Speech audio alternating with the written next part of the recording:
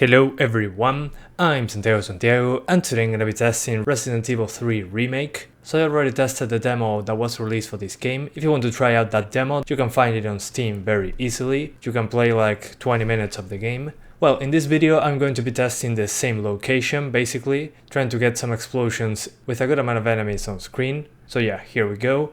There's DX11 and DX12 available to select. At least for what I tested so far, DX11 is still the one that you should choose. If you have either an AMD or Nvidia GPU, both of them when using DX12 use more CPU, more VRAM and more system RAM, so DX11 should be the way to go. It's still a better implementation than on RE2, but DX11 is still better on this one. Then in the options menu to improve performance, my recommendations is that you lower ambient occlusion.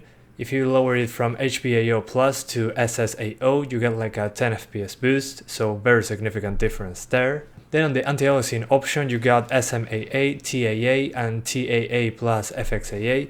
If you turn it off completely, you'll have a few extra frames. Using TAA will make the game look much softer, but the jaggies are less obvious, especially when you see characters with hair. Then the screen space reflections are a significant performance hit. You can disable them for a big boost, but the game will look worse in general, the reflections are not as accurate. Then the volumetric lighting option, like on Resident Evil 2 Remake, it can be a significant performance difference using medium instead of high, but it's some very specific places, like when you just start the game, there's some light shining through some windows. There it made a huge difference, but then in most locations this effect doesn't seem to be in use as much as in the previous game. So my rule of thumb on this one is to keep volumetric lighting on medium, and the visual difference is very small. And finally the shadow option, lower it from high to low can help. Yeah, the shadows will look worse, but there should be a small improvement, even better if you have low VRAM, since this option also uses less VRAM. Then on the CPU side of things, I tested an i3-9100F, an i5-9400F, so a quad-core CPU and a 6-core CPU, and both of them were fine for 60 frames per second, but just like on Resident Evil 2 Remake, there's stutter every now and then, very noticeable when moving the camera very fast sometimes or getting to a new area. The game will stutter for a few minutes, then stabilize.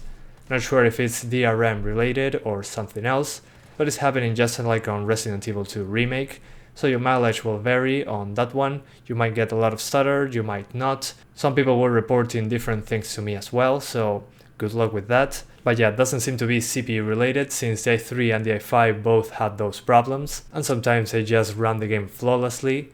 So it's very hard to say. So yeah, let me know in the comments what your experience was with stutter in this game, so I can start just trying to understand. Then on the system RAM side of things, 8GB of RAM on dual channel should be more than enough to handle this game. If it goes over 8GB, maybe you're using a lot of VRAM. So in that case, lower the textures a little bit and the game will start using less system RAM to compensate the lack of VRAM. Talking about the VRAM, the game uses a lot of it, especially if you put it at the maximum settings. It can be over 8GB, so my recommendation, if you have a 4GB GPU, the high 2GB option on 1080p. If that's a little too much for the VRAM that you have, lower it to high 1GB. The game still looks good, but it uses like 1GB less, at least in my experience. But yeah, on the 570, 1650 Super, 1050 Ti, high 2GB on the texture option was running just fine.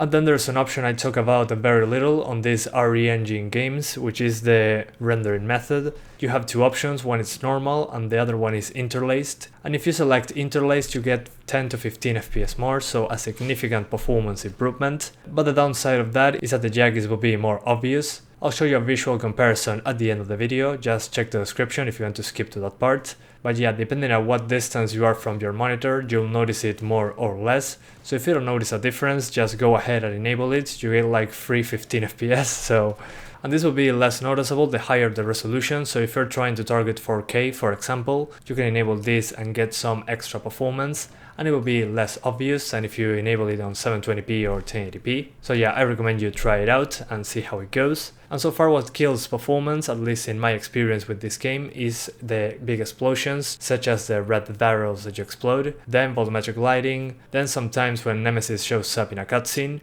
But those moments are very short, so if you're dropping from 60 to 40 when there's an explosion, once the explosion dissipates, you'll go back to 60, so I don't think it's a big deal. So yeah, I consider those drops quite rare. since you're not always getting those effects on your screen a whole lot of time. But yeah guys, that's about it. I hope you keep enjoying the video, thanks for watching and see you next time!